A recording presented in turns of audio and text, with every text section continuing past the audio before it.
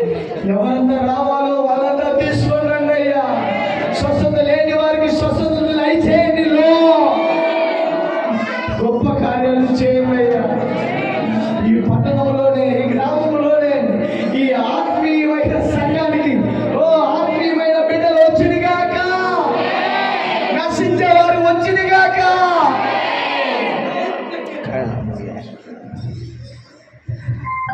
ఆత్మీయమైన బిడ్డలను తీసుకొని రండి అయ్యా. ఎవరంతా వెనకబడిపోయినారు. ఇంకా పరిశుద్ధ ఆత్మని రుచి చూడకుండా ఉన్నారు.